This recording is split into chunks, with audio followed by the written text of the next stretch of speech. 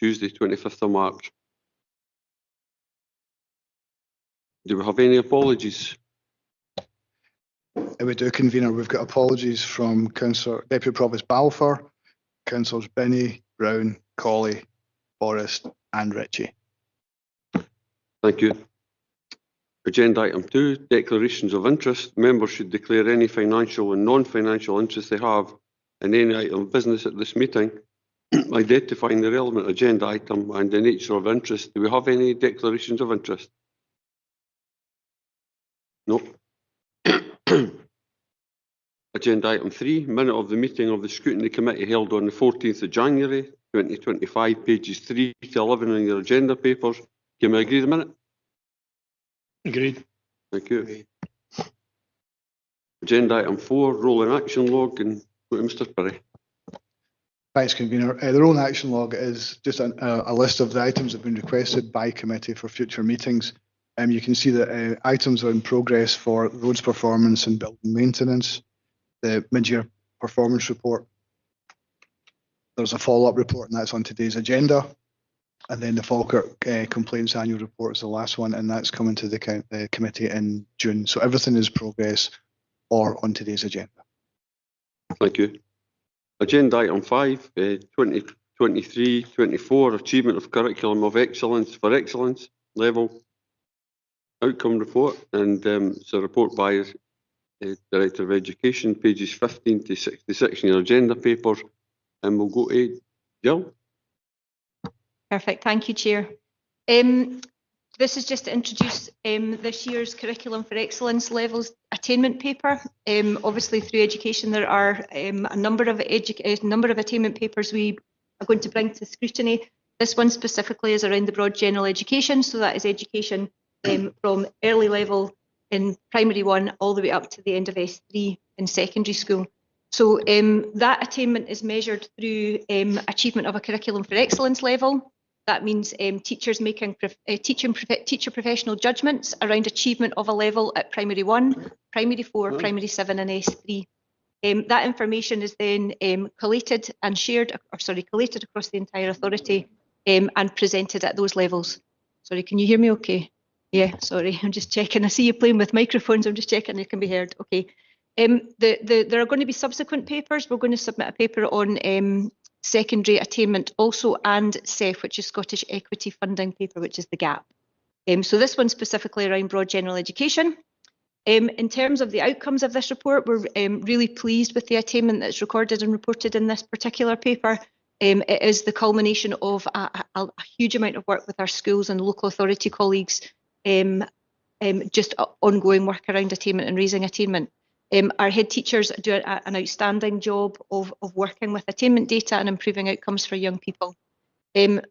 Personally, having come from another local authority and having had an eye on attainment data across the country, I think we perform particularly well as a local authority, and I'm pleased to report the outcomes in this particular report.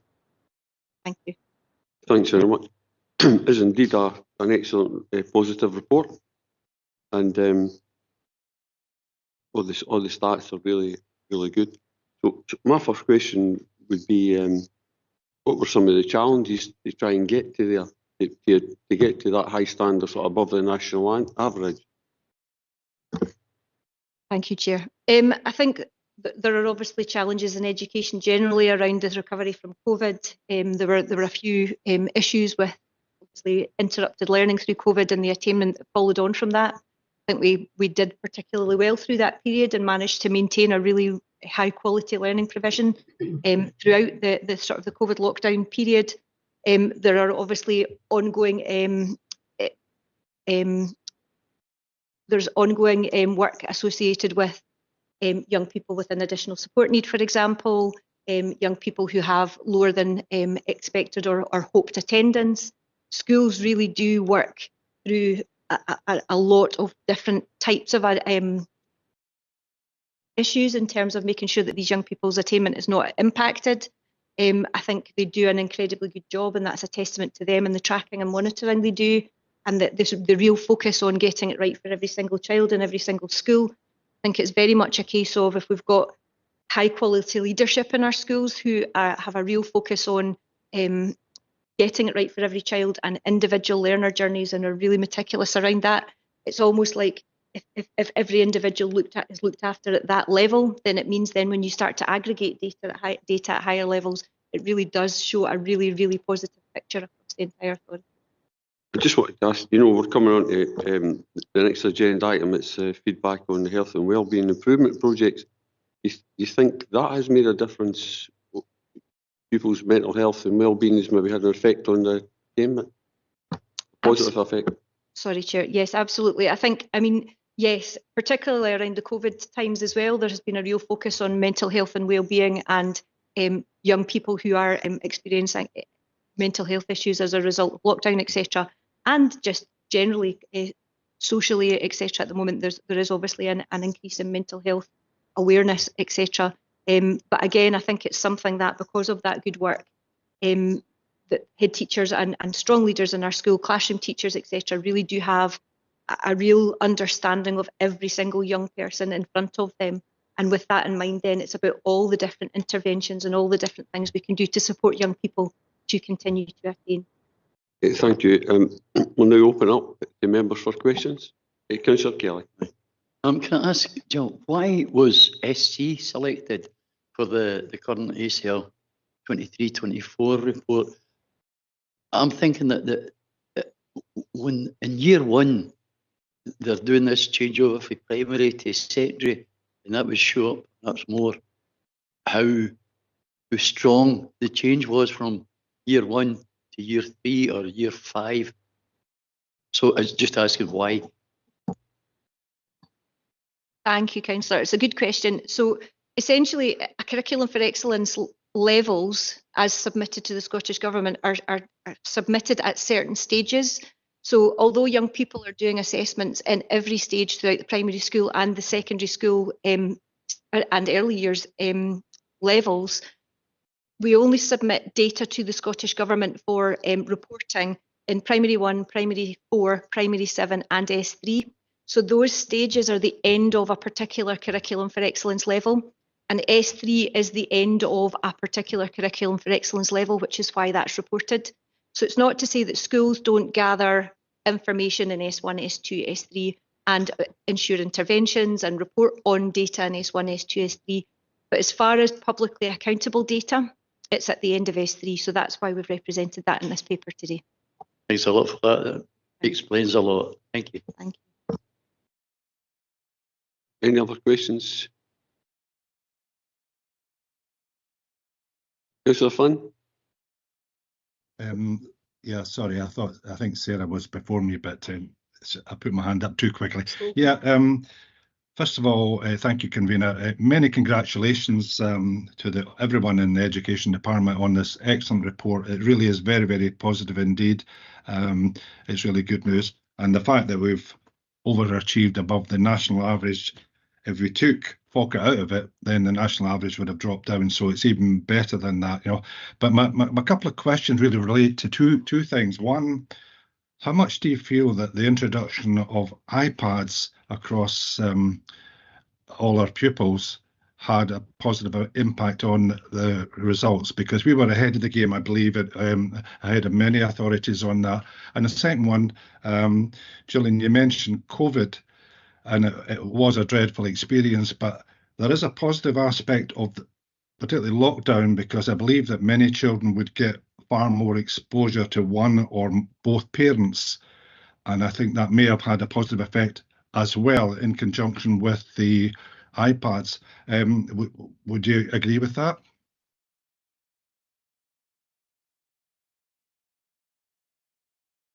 We'll just go over Mr. Reid to answer that question. Thank you. Thank you. Thanks, Provost. Thanks, Councillor Flynn. I was just going to come in very specifically on that iPad feature, because iPads are one tool that teachers use to help young people with their learning and teaching, but there's a whole vast array of features called accessibility features. And these are tools and features contained within apps and in the software of the iPad that allow young people to independently access their own learning. So they're not waiting for somebody to come round and help them, which does happen, of course, but they're able to get on at their own pace. Whatever their particular additional support need is, those inbuilt features are playing a really significant part in supporting young people with additional support needs. So I have no doubt that the impact of that technology is contributing to increased levels of attainment in different types of young people, but particularly within those within additional support needs. And what you'll also see coming through in the inspection reports that we've had recently, particularly within our primary schools, is that mention of digital learning and how teachers are using it to support young people in classes as well. So I think it's got a significant impact, and we're beginning to see the evidence of that. Good. It's great to hear that. Thank you. Thank you. Thanks, Mr. Reid. Thanks, Councillor Flynn. We'll now go to Councillor Patrick. Yes, thank you, Jill. Again, I'd want to back up what Councillor Flynn has just said about it being an excellent report, and we should be very proud of the hard work of all our staff. I appreciate that there is a report going to be coming to full council, but I wonder if you had any information you could share about any continuing funding from the Strategic Equity Fund.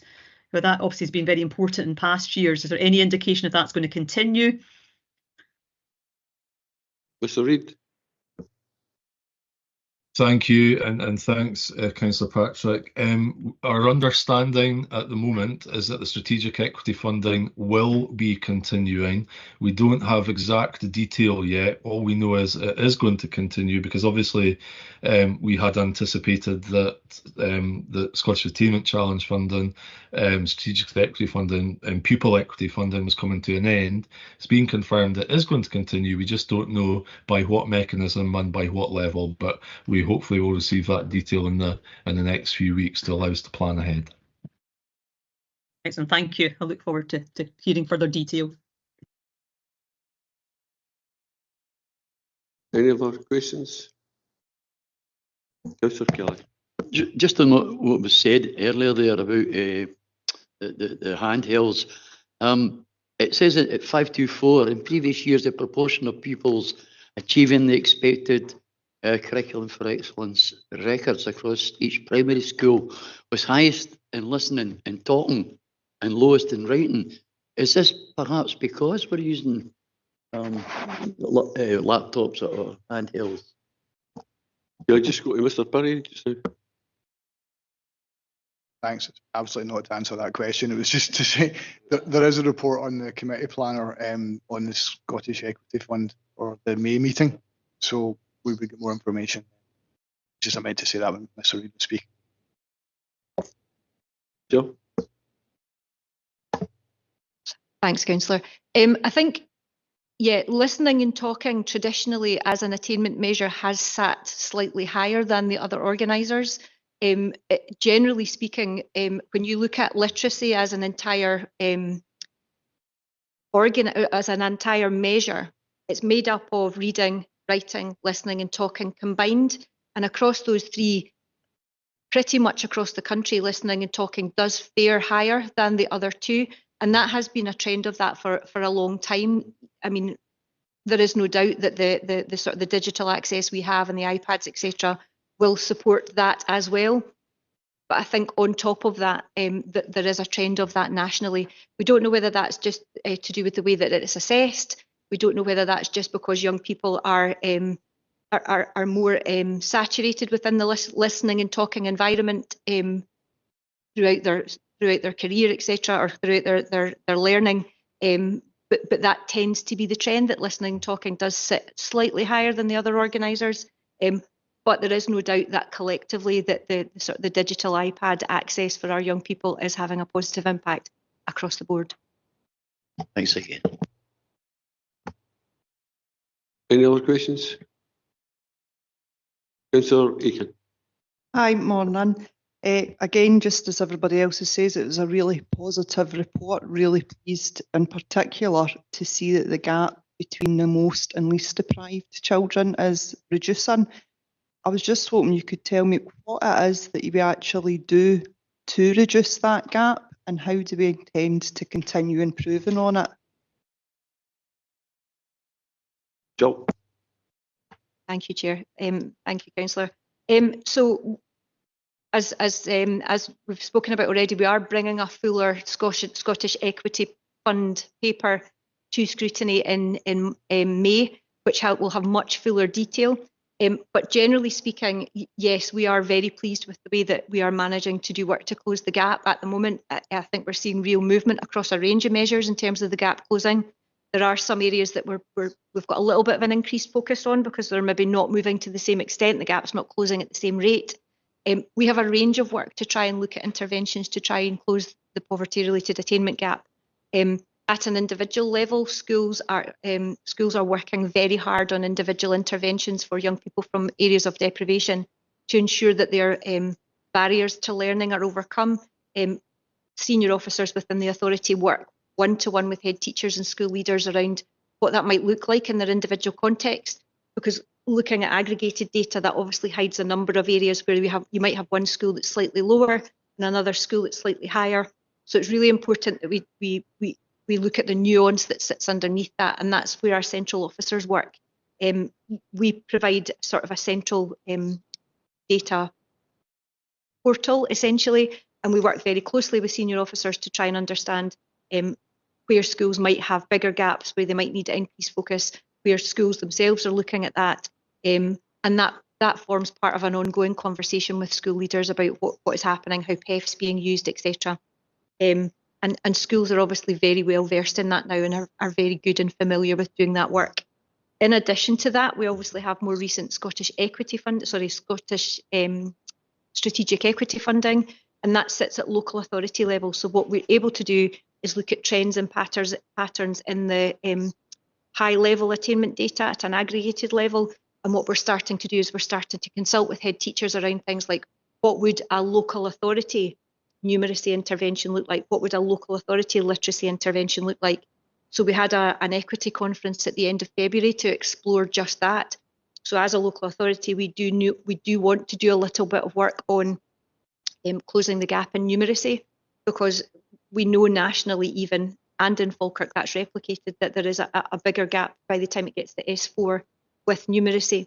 So what we're trying to do is look at a comprehensive strategy for looking at numeracy pedagogy to try and continue to close that gap. I think, again, we're starting from a position of strength, though we already are seeing movement in these areas. But what we want to do is we want to get to the point where we're really seeing that gap continuing to close. So thank you. That's brilliant. Thanks very much. Sorry, I do have another question. I don't know if this will maybe be answered at the later meetings, but the attainment gap for the most deprived and least deprived children in primary 4 has widened slightly since the last academic season. Just wondering if you could tell us why that is.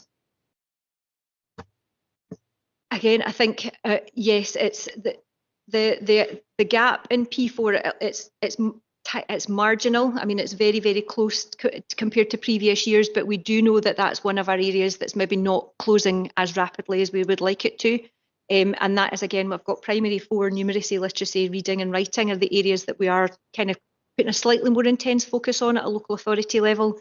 I think often primary 4 is an area where attainment data does dip nationally, and I think we're just following a bit of a trend there. But I think generally speaking, we are performing well even at that level. It's just that obviously it's probably not quite as strong as other areas that we are performing well in. But needless to say, we are looking at, and I think the numeracy intervention that we're looking at probably will start around the primary 1, 2, 3, 4 level, although it will spread out across other stages as well, and with a view to trying to continue to close that gap.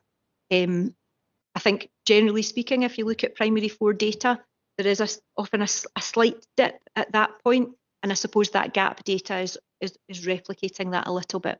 But again, though, I think it's important to stress that what we're looking at here is a really, really strong profile that we want to do better in. I think in terms of value added as an authority, we add a lot of value, and we would just like to make sure that that value is being added at the same rate in primary 4 as it is in all the other areas as well. Thank you. That's brilliant. Thanks very much. I've got one final question, and I think you've already answered that in your summary, to be honest. There's no information on the attainment gap for S3 pupils. Just wondering why that was. Well, for the most deprived and least deprived. So we're going to do. I popped in some gap data within the paper just so that it was for a little bit of context. We are going to bring a fuller paper with the whole gap in May committee, at which point we can kind of explore that more fully. But yeah, that's what we're looking at moving forward. That's brilliant. Thank you very much. Thank you. Okay, any other questions? Councillor Mickey. Thank you, convener. As everyone has said, it's a very positive report. I do have a couple of wee queries, and I'm hoping that the questions that I pose here will look to improve the report as well, or certainly the information that the committee will have in front of it. Jill, paragraph 4.8, it tells us about quintiles 1 and quintiles 5. How do we measure these quintiles? Can you give me just a brief, or would it be better if you emailed me later on just to give me some background detail into how we actually? I'm curious to find out, we have a quintile 1 to a quintile 5. What are the differences? What's quintile 2, 3, and 4 to actually get to that? I'm just curious about the detail. Knowing a wee bit more about that detail, I think, would illuminate some of the detail contained within the report. Yep. Thank you, councillor. You'll not have to fight me to have a conversation with you about data, so I'm more than happy to follow up with you as well. But essentially, there is national census data is used to understand the demographic or the context of the people living in particular areas in Scotland. So they take a map of Scotland and they split it up into data zones. They then use the census information to do an analysis of what they call deprivation in a particular area. So they look at 7 domains. Those domains are around, for example, access to GPs, access to transport, access to schools, access to park and rides is another one. So generally they look at geographically, based on that area, how deprived they are of services, etc. So they look at economic information, they look at crime in the area. And then what they then do is, based on that information from the census, they then take every little data zone in Scotland and they rank them from the most deprived data zone to the least deprived data zone. So I think there's about 6,000 or 7,000 data zones in Scotland. What they then do is they divide that up into 5. And the fact that the 20% or the fifth that are most deprived become quintile 1, and the 20% or the quintile at the end becomes quintile 5. So you've then got the most deprived quintile and the least deprived quintile based on the geographical positioning of these people's homes or these children's homes. And what you then do is measure the attainment of the children living in this one compared to the attainment of the children living in this one. But there's obviously nuance that sits within that, because young people will experience financial poverty that has nothing to do with the geographical positioning of their home. So there's lots of nuance that sits there. But essentially that's how the quintile 1 versus quintile 5 is measured. So it's a national measure to measure quintile 1 and quintile 5, and then we apply that to the young people we've got in schools to understand how the attainment is concerned. But again, I'm more than willing to have a bigger conversation about that if you would like. I was warned, don't ask her the question. She'll come back at you with all sorts of detail. Fantastic. It really was. It's very illuminating. Thanks for that, Jill. And I would look forward to delving a wee bit deeper into that. There's a wee thing I picked up on just looking at the paperwork, and it's to do with S3 as a cohort. S3 seem to, I don't want to say be outperforming, Is that a thing that happens, you know, where you have a good year of pupils? Obviously, you would recognise that. How does it impact the tables? I mean, it's good at the minute that S3 are in here. You know, next year when they fall off and we get less able than S3, do they come in and are our figures therefore going to presumably dip next year or whatever? Any insight into that, Jill? Thank you, Chair. Thank you, Councillor. I think again, I'll come back to the fact generally we have a very strong attainment profile, and I think our S3 attainment is possibly just a version of that, or that is just showing that. I think if you were to look at our S4 data, so in S4, young people go on and start doing their qualifications. We perform particularly highly in literacy and numeracy in S4. Now that is official data that's reported through SQA qualifications, etc. So it's data which is out there and it's verified through the SQA. So that is a definite known. And I think our third year data aligns with that. So although our third year attainment data is achievement of a level information and it is created via teacher professional judgment, it does align with the performance we have in S4, the strong performance we have in S4. So I think we do have a strong picture in S3, and I think that is likely to continue. And the chances are, based on sort of historical trend data we've got, we'll probably see that coming through next year as well. I think the only thing I will say is that this type of information is what we call year-on-year data. So it means we take S3 and we measure S3 every year. And you quite rightly pointed out that will then have cohort differences, and that will always be the case. It's very difficult to sustain an improving trend of data when you're looking at year-on-year data, because it is a different cohort of young people every single year, or children every year. However, again, we're still managing to do that, but there will be a point, obviously, where we might have cohorts of young people that are maybe not quite so highly performing. And I would hope through interventions, in both through CEF funding, but also general classroom interventions, that they then have been supported to perform at the same high levels.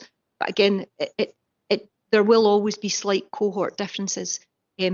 However, the strong picture we have in third year is very much verified by the strong SQA performance we're seeing through into S4.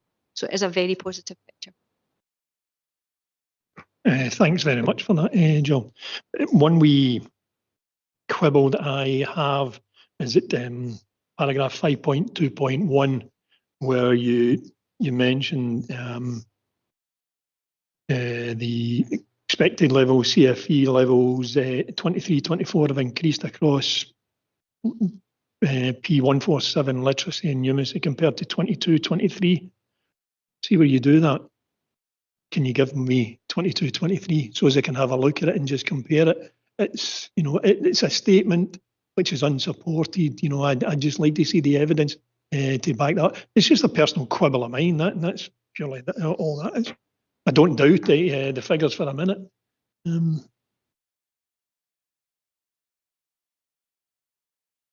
I think that's me finished, convener, and I look forward to the May report with the equity funding details at the back of that, I'm sure. And I'm never going to ask you a question again. Thanks very much. Mr. Reid. Thanks, Provost. Thanks, Councillor McCabe. It's just to confirm that information, I think, is in the paper that you're looking for. It's on from pages 22, it looks at numeracy, and page 23 and page 24 looks at numeracy, and then the rest follow on from that, and that's P147 together. I think that's what you're after, but if I've misunderstood that, then please let us know and we'll get what you need. In all honesty, John, I don't know if that was what I was actually asking. I'll get back to you on it. Thanks anyway. Great, thank you. Okay, I've just got a couple of questions. All the data on the pages where you go, authority was 12th highest or 4th highest or 8th highest, which is commendable, you know, really commendable. Do you then go through the data and sort of prioritise where your focus needs to be? If something's 15th, do you go through all the data there and say that's where our focus this year is going to be. Thank you. Yes, that's something we would do at a local authority level. So we spend time with central officers to understand where our gaps are as well. I mean, obviously, schools analyse their own data and identify where their gaps sit at a school by school basis. And we will then do that at local authority level to look at where our gaps are. We do that both with what we call excellence data, which is the top level data, which is the entire cohort of young people, but also the equity data, which are the gap information. So yes, we would do that. And we also use this data to inform our improvement plans in terms of the central service and officers that we have. So if we know there's a particular area that needs a focus, we would have, so as a for example, we have got a quality improvement officer who has a curriculum remit. And it could be that we then look at data and say, right, well, there's a particular issue we're looking at with numeracy. So then there would be a bit of work that would be led by the quality improvement officer who has the curriculum remit on numeracy specifically, to try and look at that and improving that. And I think, again, with a big local authority and lots of data, it does change. So it's important we look at trends so that we make sure that we're deploying resource to make sure we're looking at a trend. Because as Councillor McCabe quite rightly pointed out, sometimes cohorts change and you might see an underperformance in one thing that then doesn't follow through the following year. But yes, we have a strong central data team who is very, very good at providing us with all the data, which then allows us to look at analysis and then understanding where our improvement plans and our service plan needs to point to make sure that we're improving outcomes in those areas. Okay, thanks very much. Mr. Reid. Thanks, Provost. And just really for member awareness, the other thing that I don't know if everyone will be aware of, but a number of our officers are involved with Education Scotland and national partners in driving forward improvement, particularly in literacy and numeracy.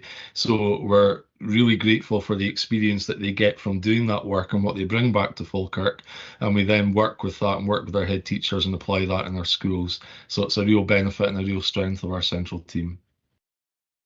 Thanks very much, Mr. Reid. And do we still have the collaborative, where we meet up with other schools to share information? No, there's the regional improvement collaboratives have more or less come to an end now, but the work and the relationships that we developed as a result of that are ongoing. So we just work semi-formally with our schools in West Lothian, Stirling and Clacks, and individual schools will also have really strong relationships both in primary and secondary with schools within the RIC, but also across Scotland as well. So everybody's making networks and connections which will help benefit whatever it is they're needing to improve. They're going out there, they're having a look, and they're bringing stuff back into Falkirk to see if it works for our young people. Okay, thank you very much. So in summary, I think we all agree it's a fantastic report, and it surely is a testament to the effort that the pupils have put in, particularly as we came out of COVID and we sort of recovered from that, and the effort of all the teaching staff and everybody at every level in education. I mean, for me, and I think everybody here would say, I mean, education's one of the most important things, it changes people's lives, and and I think to see these figures today is quite remarkable, and it shows that Falkirk's doing really, really well, and I think everybody would agree with that. And so, well done to everybody involved, and thank you for coming along today. Thank you. Councillor McCabe. Thank you, Provost. I wanted to catch your eye just before you spoke there, but it's basically just to echo what you have just said there. If we have a look at from pages 22 to page 30, just a quick glance at that, you'll see the bottom graph. There is a direction in the right direction, where we're improving year upon year until we get to 23-24, when we're seeing the lowest figures there. So we are moving in the right direction.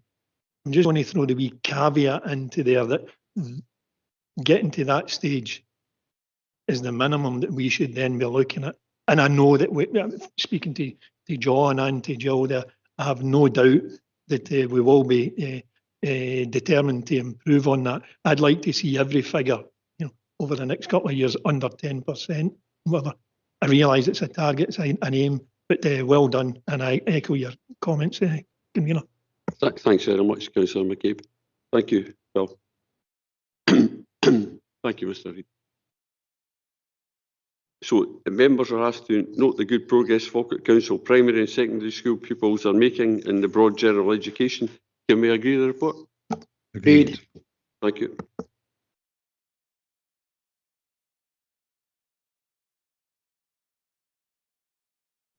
The next item is agenda item 6, feedback on the 2024 health and wellbeing improvement projects, pages 67 to 112 on your agenda papers. Is that Gillian that's taking this? It will be Provost, but just before she comes in, just to set the context for this, this was in relation to a question that was, or a request that was, point that was raised by Councillor Binney at the last scrutiny meeting in relation to data that was reported in the council plan in the mid-year public performance report. So Gillian was the driver in all of this work, and Councillor Binney just asked for some further information on the health and wellbeing sleep improvement projects, and Gillian has put together, which I think is a very comprehensive, detailed report, and she'll take you through the highlights of it. Okay, thanks very much, Mr. Reid. Over to you, Gillian. Thank you, Provost. Delighted to bring this report detailing some of the improvement work in Falkirk over the last year. We attached quite a detailed appendix, a background paper, how we arrived at the decisions on some of the topics that we were going to look at in terms of health and wellbeing improvement. And so the three that we focused on were sleep, which was a multi-agency approach, a peer-led vaping project at Grangemouth High School, and our managing improvements work, which focused on a variety of topics, including attendance, implementation of the decider skills approach, and staff wellbeing. So happy to take any questions people had. I realised there was a lot of information contained within this report. Okay, thank you. It certainly is a comprehensive report, and people do struggle. People do struggle with their mental health and wellbeing. And I think it's covered a great deal of detail on how we can support pupils to help them achieve. So I'll just open it up to members for any questions. Councillor Patrick. Yes, thank you, Provost. Yeah, it was really interesting to read these different projects, and it was a bit thought-provoking myself when I was reading it kind of late last night, thinking about what time I was going to bed and how many hours sleep I should have. So it's something we could all learn from. And I really just wondered, have these just been one-off projects, or is there any plan to expand to other schools? And if there isn't, is that because we don't have the money? Or is there another reason? Because I appreciate that's always a fly in the ointment. But is that something we're looking at running again and extending? Gillian? Thank you, Councillor. Yes, is the answer to that. The sleep work is already moved on to work in about 10 different schools now this year, so we've really made good progress with that. And we're also sharing that information in other ways. So I'll be at one of our schools on Friday to do a parent sleep cafe. So they couldn't commit to doing the whole year-long project, but looking at how we can use what we've learned from Schoolie in other ways. In terms of the vaping work, we did find that peer approach to vaping went down really well. We've shared that with all the other pastoral teams in the other secondary schools, and they're looking at for next session how they can use that work. Vaping is something that's contained within the curriculum anyway in personal social education, but just hearing the messages from other young people seem to just hit differently. So the other schools were really interested in that, and I think that's something that will progress.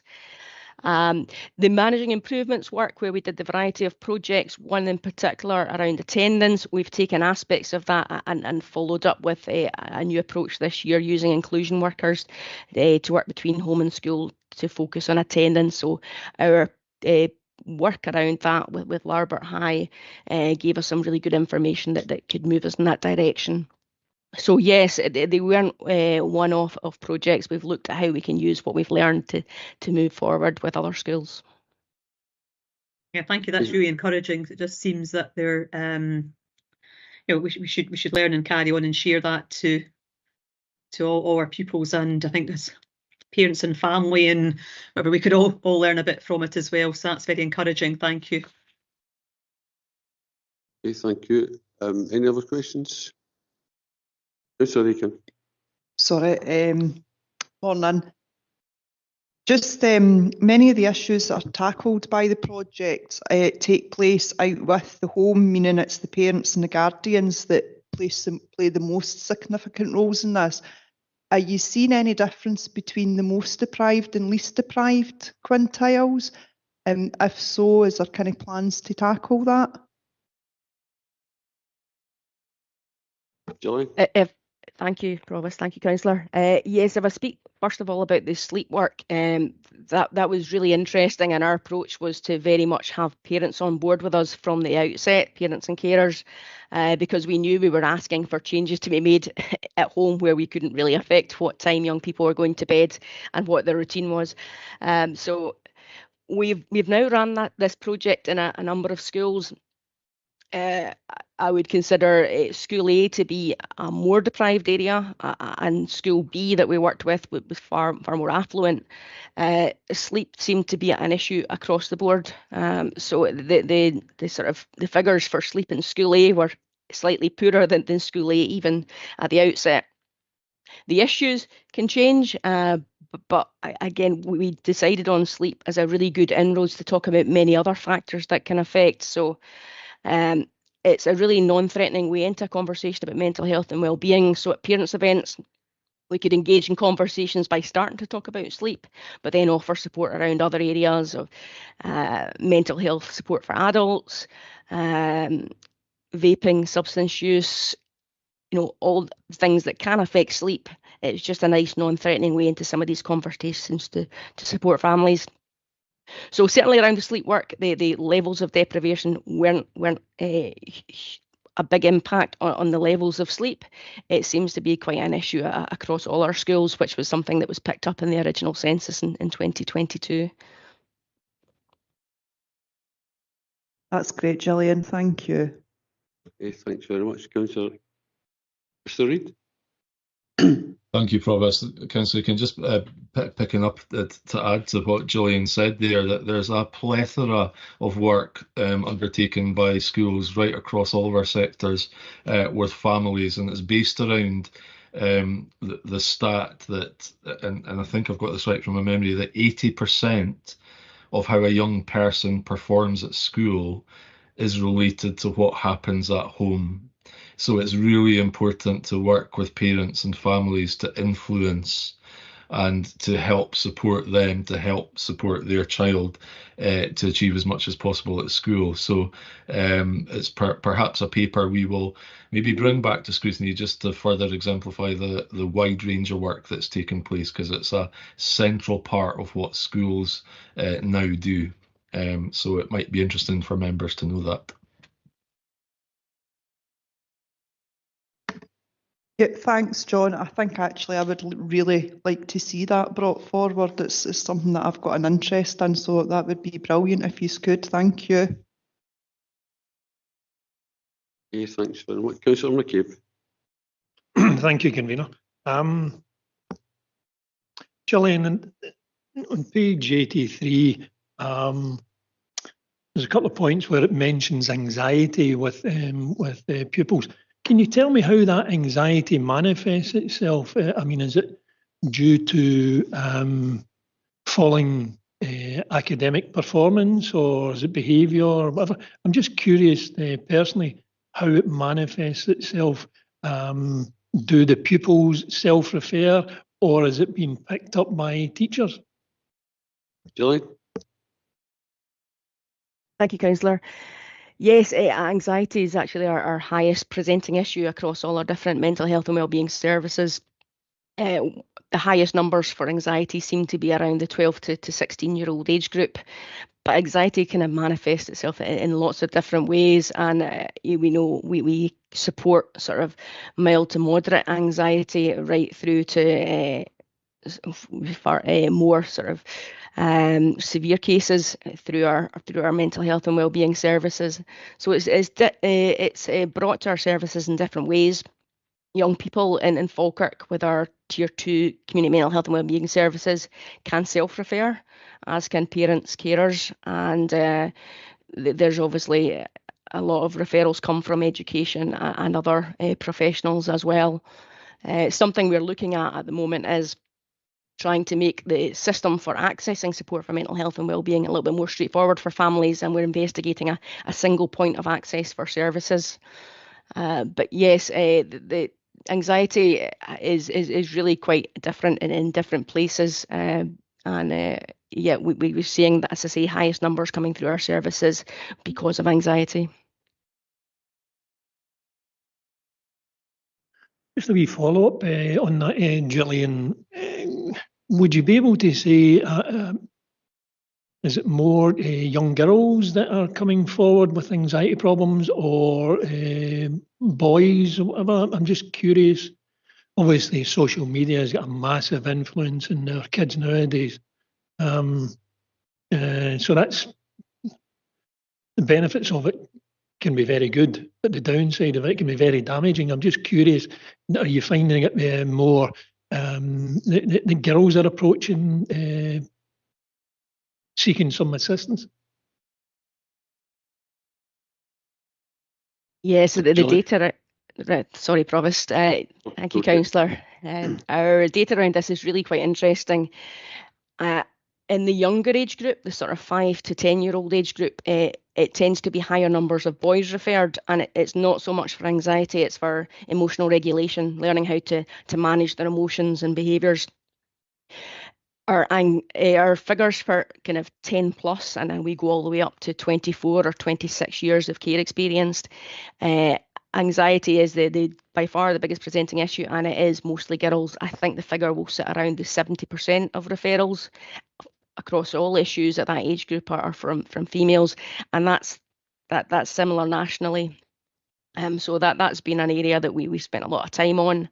We actually do quite well in Falkirk in terms of males getting support.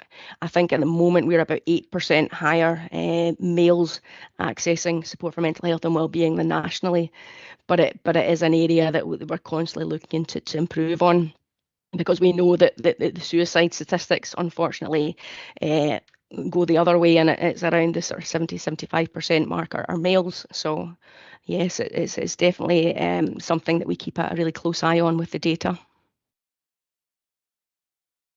Thanks for that, Gillian. It's absolutely fascinating. I can totally understand, the 5 to 10-year-old young boys, whatever, they've not quite got into know how to behave in normal society. They just want to get in there and break things and do whatever.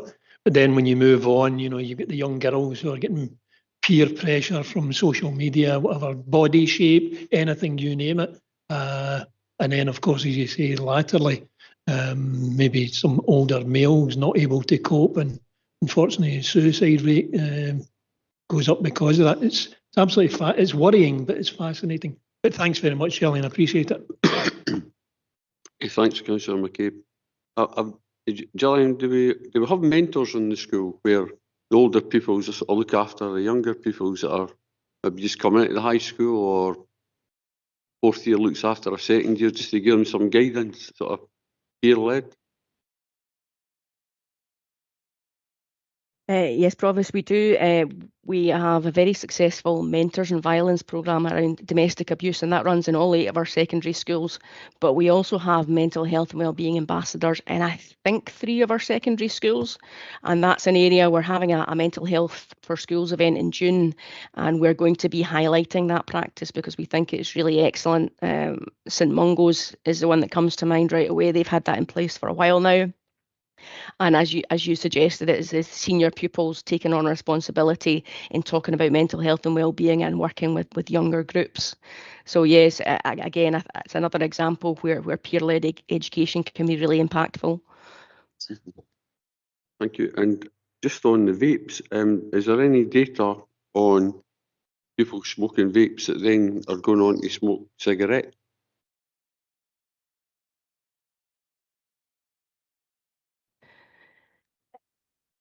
I believe Health have just pulled together some data around this, updated. Our initial data came from the Health and Wellbeing Census in 2022. That was paused this year. We expected it to run again. So we don't have updated figures on that from our end, but I believe there's a paper being pulled together that might share some of that information. Yes, thank you. Any other questions for members? No? Well, first of all, I'd like to thank Councillor Binney for asking for his report to come forward. I found it very helpful. I'm sure other members have as well. There's a great deal of detail in that, and it's good to see the level of support that the pupils are getting. Parents are getting as well, or the offers there anyway. It covers a great deal, and we do live in a society where you hear all the time anxiety, depression across the whole of society. Because it's the world we live in these days, and it's how you manage that and navigate yourself through that. So I'm really glad to see that this is actually in place in the schools, and it's more than welcome. So thank you very much for that. And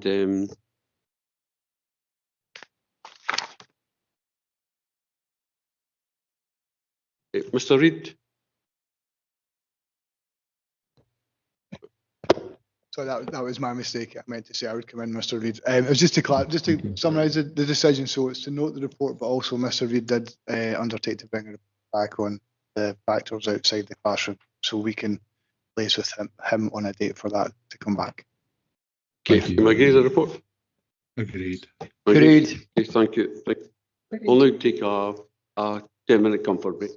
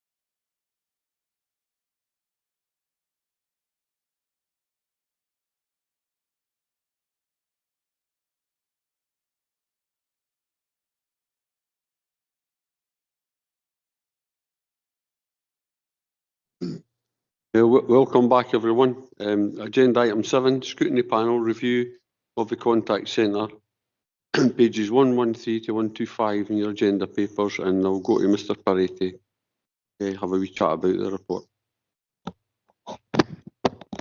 Thank you. Thanks, Provost.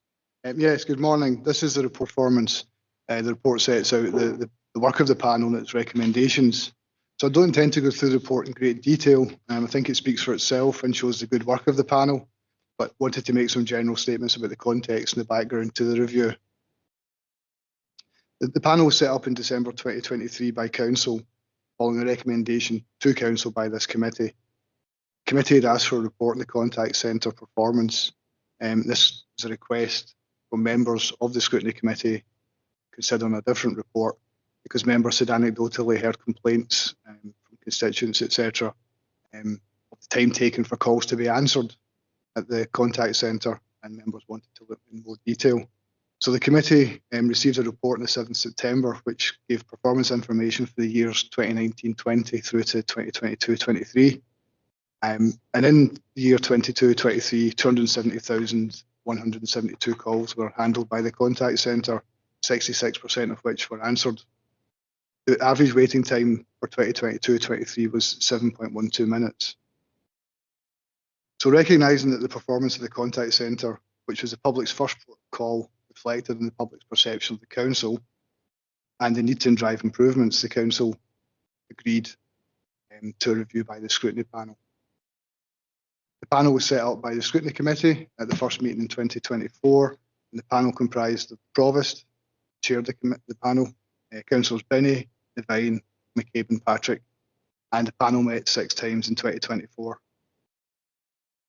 It's probably worth stating just at the start that both at the committee, when it considered the report, and throughout the work of the panel, the Provost, as convener, stated that the aim was to help improve performance, and it was not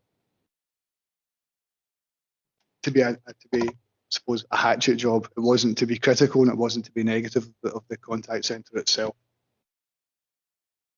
The panel was supported throughout its work by Anne-Marie Nielsen and Ian Whitelaw, both of whom worked constructively and positively with the panel, and with Kenny Gillespie's here. Kenny Gillespie attended a couple of meetings too, and the panel wanted to thank them for their work. The panel was also supported by Douglas Garner and Robert Fotheringham, and again the panel wants to thank them for the input to the work of the panel. So the panel's work, which is set out in the report, breaks into 3 main areas around services, staffing and public perception. In regard to services, the panel found the most obvious way to reduce waiting times is to reduce calls, and the most obvious way to do this is service improvement. The panel focused on BMD, and you'll see that in the report, and this is reflected in the report, but it's unfair in a way. That was the service which had the most number of calls at that time. It was a snapshot, and the panel focused on that to make the bigger point that it was service performance. If it improves across the board, then the number of calls to the contact centre would reduce. Beyond this, the panel made 2 further recommendations about services around improved call handling procedures and the communication between services and the contact centre, particularly around times when service deliveries due to change. In terms of staffing, and during the course of the review, the number of contact centre had increased by 1.8 FTE. It had reduced the previous year, so it's taken it back to the position it started at. And clearly there's a direct link between staff numbers and waiting times. The panel, however, noticed that improvements could be made around training and how emails were dealt with, the latter being particularly inefficient, the panel found, with double handling. The final aspect was public perception, and the panel, as we saw earlier, saw the direct link between call waiting times and public perception of the Council.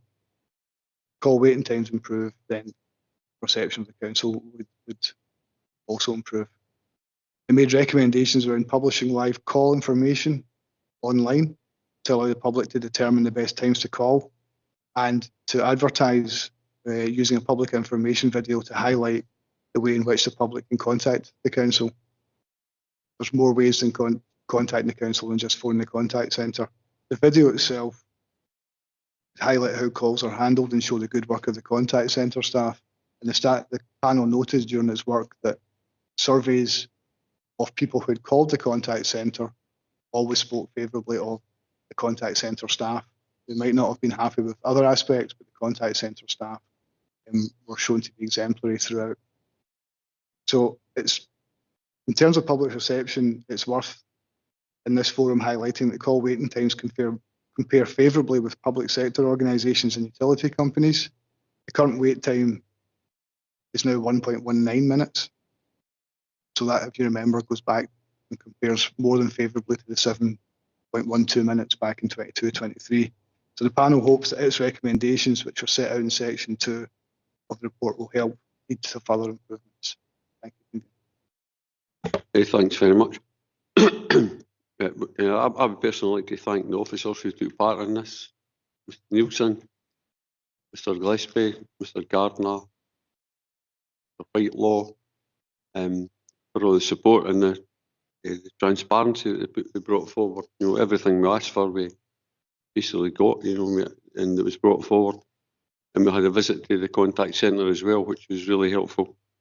I'd also like to thank Councillor McCabe, Councillor Binney, Councillor Devine, Councillor Patrick for sitting on the scrutiny panel and having these 6 meetings and trying to look positive and no criticise the service who had been under a lot of criticism for the public, their perception, of course, but I think we have moved forward a ways, and there's still the recommendations in the report. There are 12 of them, and I think this will indeed move things forward again, but we have improved significantly. You know, it's really quality service, and it does actually highlight where the issues lie. I mean, when we started looking at it, you're really not sure where the issues lie, but I think I'm sure everybody found it quite worthwhile to actually get to where we are just now. So I'll just open it up for the members for some questions.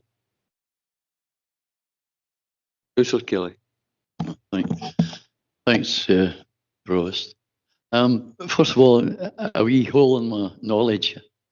What is a RAP code?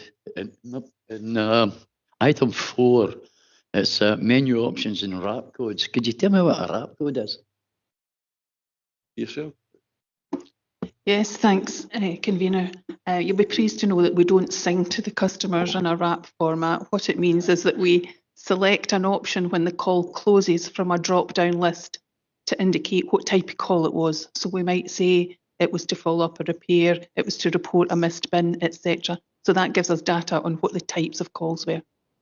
Right, thanks for that. Just was totally confused. I didn't know. As I said, I didn't know if you sung to them or what you're doing.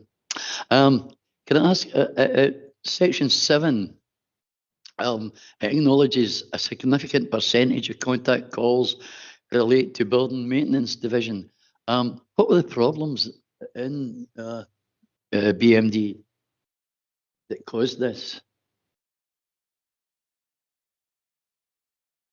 I don't think we're really focused on that at the minute, Councillor Kelly. I think that was right. Okay. Thanks. Just for your information, the committee had previously considered other reports on BMD, and there's reports coming back, and help get an understanding of BMD and how they work, which might help answer some of the questions. Douglas Garner is inviting the committee to come down to BMD to see how it operates. So that might give a better flavour than perhaps an answer here could do. Good, I look forward to that. Do we use the feedback to prevent future problems coming up? You know, when we're looking at the feedback we're getting from the contact centre, how do we use that to make sure we don't have a bigger problem in a year's time or 6 months' time? Thanks, Convener. One of the things that we've introduced in the past year is that we produce quarterly reports for services that shows the number of calls they've had and the reasons for the calls using the RAP codes. And we meet with them to talk through what is this telling us, what can we do to prevent the calls in the first place, what information do we need to give to the contact centre staff to be able to respond to these calls better. But in the main, what we're hoping to do as a contact centre is drive down the number of calls by addressing it at the first point. It's great. At least we're using the feedback, and that's important. Okay, thanks very much. Any other questions? So just on the Councillor Flynn. Oh, thank you, Provost. Firstly, I would just like to say, well, to thank and congratulate the people that work in the contact centre, because a little bit like a GP surgery, when the phone rings, you know that the person at the other end isn't phoning to say, how are your holidays? How are you? Well done. They're phoning with a complaint, you know. So it's quite a challenge to obviously handle that. But there was just a couple of things I wanted to mention, really. The main one is that, to give you an example, yesterday I had to phone a washing machine company because my washing machine broke down. I went through in the usual options and that, but one option that it gave me, which was really useful, it said the waiting time is 11 minutes. Press 1 and we'll phone you back sometime, you know. So I did that and they phoned back about half an hour later. So my first question really, and I'll give you the second point as well, because they're both really connected, is that an option that you've looked at and you could maybe take up? Because I know you're never going to be quiet as a contact centre, but there are periods you must be quieter, where if it's a non-emergency, you could phone back, you know, the customer or constituent. My second point is I received, like many other people, council tax letter through the post, and in it was a little leaflet saying, you know, renew your brown bin. I just felt that that might have been an opportunity to put a leaflet in regarding the contact centre, saying, look, why do you need to contact? Here are a list of options. And the main reason I'm thinking that is that although there are online options, quite a number of people out there don't use the computer or don't go online. So you would actually target them and help achieve your objective of reducing the call numbers down of the contact centre. So that was my two questions connected. Thank you, Convener. Your first point around taking a message and calling them back, we have actually trialled that before a few years ago, and it didn't work particularly well at that point in time for various reasons, mainly due to staff resource call volumes at the time, that we were never quiet enough, as you said, to have the time to call them back. It isn't something that's completely off the agenda, and it's something that we will probably explore again to see if it fits with our business now. Yep. Sorry, remind me what your second point was. It was really just the letters with the council tax, little leaflets inside. It's an opportunity to reach people that you wouldn't normally reach. Yes. What we do find is that people find us. So they do call the contact centre and manage to get the number. And that's when we went to the golden number, it's called the 50, 60, 70. People tend to know that number. I'm not sure if you're suggesting that we would be putting in alternative numbers for other services. No. What I'm thinking about is you must be receiving some calls where people could find other routes to getting their questions answered. There must be a percentage of your calls which are not really the kind of calls that you expect to get. You know, people saying, why has this happened? Why has that happened? So if you give them clear directions, in other words, if it's, you know, a particular service you want, go to the contact centre, press option 1, press 2. If it's related to general information, there's another source. It's to minimise the number of calls that you really shouldn't be getting. Yeah, all the calls come in through the telephony, and there is the menu that's shown in the report there. But certainly, it's something to think about, including that and explaining to people in advance so that they know which options they will be offered and could be selected when they make the phone call. Okay, thank you. Thank you, Provost. Thanks very much, Councillor Flynn. I would just like to ask a question on the NEC housing management system. Is that being launched, or is it not fully live yet? It's hoping to be launched in May, which will allow people to report the repair directly online and then be able to track the progress of the repair online. And we, from the contact centre perspective, are hoping that that would make a difference to call volumes. So people would not necessarily have to phone the contact centre to find out what's happening with the repair. And also they will be able to, at the point of contact, select a date and time that suits them for their appointment.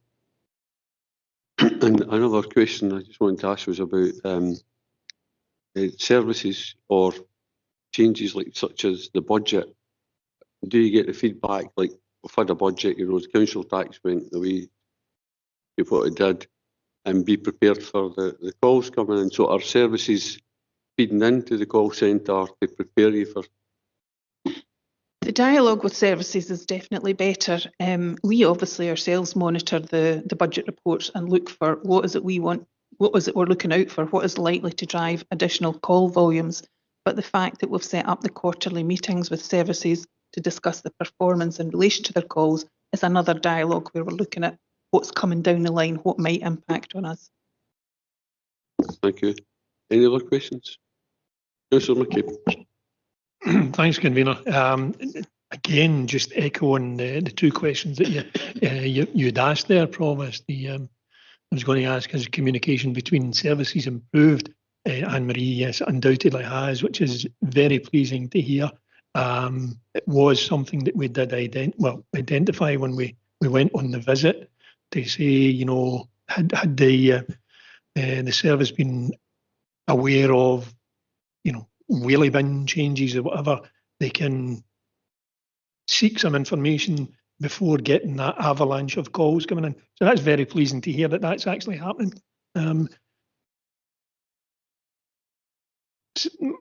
My wee question, I suppose, it follows up on your first question, Provost, where it's to do with the NEC housing management system. You're suggesting it's coming in May. That's phase 5. Within the report here at 5.10, it mentions phase 1 and phase 2 of the integration of the system. Give me a wee bit of insight into that, Anne-Marie. What was that to do? Is it preparatory works for the rollout of this? Have you found any? Has it had any impact on the call centre at all?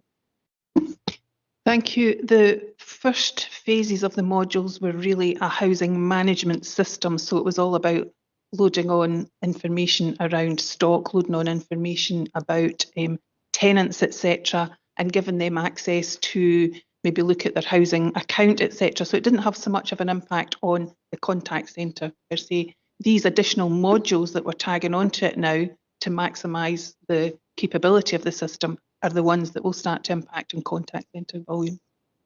That's great. Thanks very much. It explains it. Thank you. Okay, thank you. Any other questions? Councillor Kelly. Could I just ask, Provost had asked about how oncoming things at Fairway Contact Centre. Was there any change, or did you have a lot of calls after the budget? No, the contact centre don't seem to have been inundated with calls because we were looking for that. No, is the answer. Sorry. I can just highlight that there should be an extra RAP code because the number of calls to councillors went through the roof. It's a bit remiss of me not to thank Jim Miller and Carly Toland for their excellent support during the scrutiny panel. All the reports they produced, and the information was always timely. So thank you very much for that. And I'll now just go over to Mr. Perry. Thank you. Just to say the recommendations from the panel are set out in section 2, and there's, you acknowledged earlier on, 12. Perhaps just to note that the final recommendation is to get a further report once that the NEC housing system is bedded in, which was discussed earlier, to get a report back and just to see what the performance of the contact centre is. I think you're suggesting January 2026 for that report. Ask if members agree. Agreed. Convener, can I just ask one wee question? Sorry about this. It's to do with paragraph 11 of the recommendations. A lifetime contact centre call handling information. Has that actually happened as yet, or is it in the process? We haven't made it live yet. I guess we were waiting on a decision here, but it's something that we can easily do. Yeah.